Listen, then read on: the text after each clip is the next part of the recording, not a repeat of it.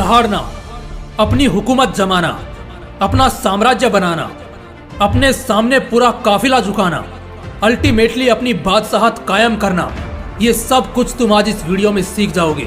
आज एक शेर से तुम सीखोगे कि एक राजा और एक दास वाली जिंदगी में क्या फर्क होता है और कैसे तुम अपने फील्ड के बादशाह बन सकते हो। आज के इस वीडियो में मैं शेयर करूंगा बादशाह के 5 नियम जो हम शेरों से सीख सकते हैं। So let's start the video. Rule number 5, शेर ताकत की निशानी है। शेर फिजिकली और मेंटली बहुत ज्यादा स्ट्रॉन्ग होते हैं। इस पॉइंट को कैसे इग्नोर कर सकते हैं। शेर बनने के लिए जो ये 5वां नियम आपको पता चला है वो एक्चुअली कहता है कि बिना ताकत और अपने स्ट्रॉन्ग प्रेजेंस के आप कभी एक शेर नहीं बन सकते। हर किसी में कमजोरियां होती है, किसी ना किसी तरह की कमजोरी होती है, लेकिन वो कमजोरियां हमें पता होनी चाहिए।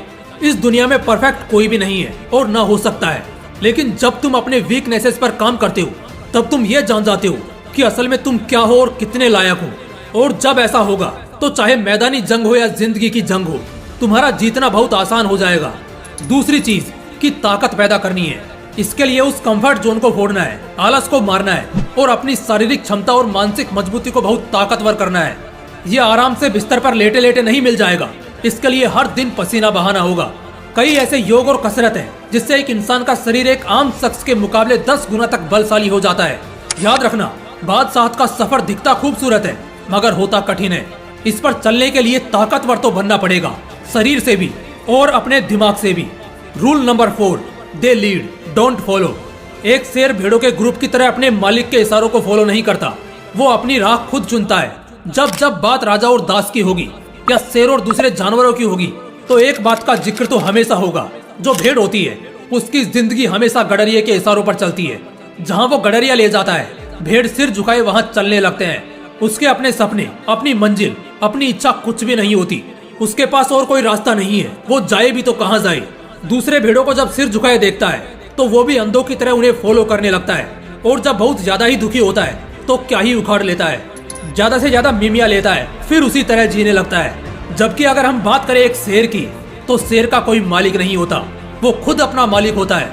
वो अपनी जिंदगी योद्धा की तरह जीता है और जब तक जीता है अपने दम पर जीता है, अपने उसूलों पर जीता है। शेर को जब तकलीफ होती है ना, तब वो भेड़ों की तरह मिमियाता नहीं है बल्कि दहाड़ कर लड़ता है। शेर की आंखों में जुनून होता है। शेर अपने शिकार का सपनों की तरह पीछा करता है, उसके लिए लड़ता है और अपनी मंजिल खुद तय करता है। इसलिए वो राजा है, जंगल का भी और अपने दिल का भी। शेर की आंखों में जुनून होता है, धाड़ में आत्मविश्वास और जिंदगी अपने उसूलों पर जीने का हौसला होता है। इसीलिए वो राजा जैसी जिंदगी जीता है। Rule number 3, your circle matters. कुछ लोग ऐसे होते हैं ना जो कहते हैं हमें अच्छा होना चाहिए, हमारे दोस्त बुरे हो तो भी इससे कोई फर्क नहीं पड़ता। मैं बता दूं, ये एक बहुत बड़ी गलतफहमी है जो एक एज गुजरने के बाद हमें भी समझ में आती है, लेकिन तब समय में पीछे जाकर इस गलती को सुधारने का रास्ता नहीं होता। अगर किसी शेर के नवजात बच्चे को कुत्तों के झुंड में बचपन से ही पलने दे तो क्या लगता है वो कभी दहाड़ पाएगा? कभी नहीं। वो भौंकना सीख जाएगा।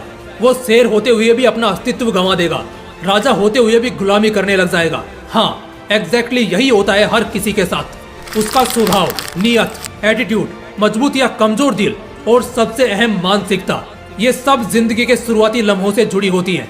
इसी पर किसी ने एक बड़ी अच्छी बात भी कही है कि अगर कुत्तों से दोस्ती रखोगे तो भौंकना भी सीख जाओगे, लेकिन अगर शेरों के साथ रहोगे तो झुकाना सीख जाओगे।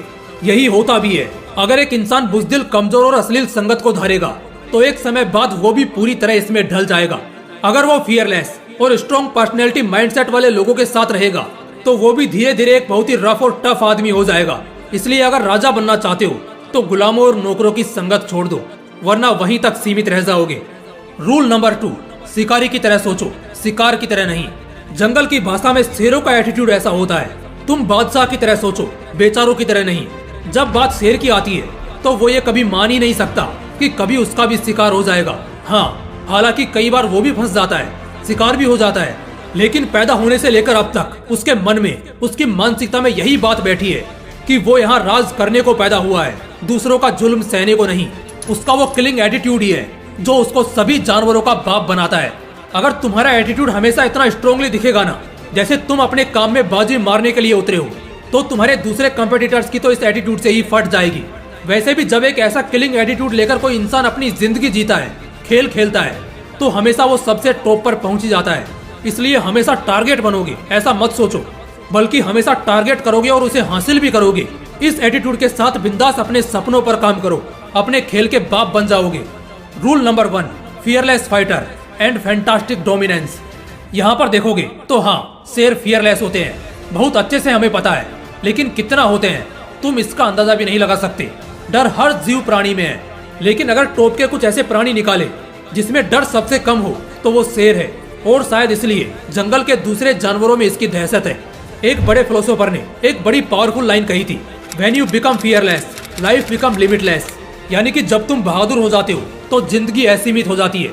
यानी अब तुम जिंदगी में बहुत ऊंचाई तक जा सकते हो, क्योंकि अब किसी भी कोशिश को अंजाम देने, मंजिल को चुनने और औकात के बाहर जाने में तुम्हें डर नहीं लगता। इसी तरह एक टर्म यूज किया गया है फाइटर, जिसका एग्जाम्पल शायद एक शेर से अच्छा कुछ और हो ही नहीं सकता। और ये तब ज्यादा खतरनाक हो जाते हैं जब ये घायल होते हैं, तकलीफ में होते हैं। कई ऐसे एग्जाम्पल्स हमने देखे हैं महान लोगों के कि जमाने में वो बुरी तरह बदनाम हुए, लेकिन लड़ते रहे और फिर अपना बहुत बड़ा नाम कर लिया। इसी तरह की फाइटिंग स्पिरिट होती है एक शेर में, जब वो फियरलेस होने के साथ साथ एक फियरलेस फाइटर भी होता है। और इन सब के बाद वर्चस्व बनाना कोई बहुत बड़ी बात नहीं है। हाँ, एक पावरफुल डोमिनेंस, एक राजा बनने के लिए, बॉस बनने के लिए, या चाहे मालिक बनने के लिए, चाहे कुछ भी बड़ा बनने के लिए वो डोमिनेंस हासिल करना बहुत जरूरी है, जिसे हम दूसरी भाषा में बादशाहत या अपनी हुकूमत कहते हैं। और यहाँ पर किसी को डरा धमका कर उससे जीवजुरी नहीं कराते हैं, बल्कि आप खुद अपना ओरा इतना शार्प और ऊंचा कर लेते हैं कि लोग खुद आपके सामने आते ही चुप हो जाते हैं और आपकी एग्जिस्टेंस वहाँ राजा वाली होती है। दोस्तों, ये थे एक शेर से सीखने वाले बादशाहत के 5 नियम। उम्मीद है ये वीडियो आपकी जिंदगी में एक बड़ा बदलाव लाएगी। इसी तरह की और भी पेशकश को और भी अद्भुत अंदाज में देखने के लिए अभी इसी वक्त मोटिवेशनल विंग्स को सब्सक्राइब करके बेल आइकन जरूर प्रेस कर लेना।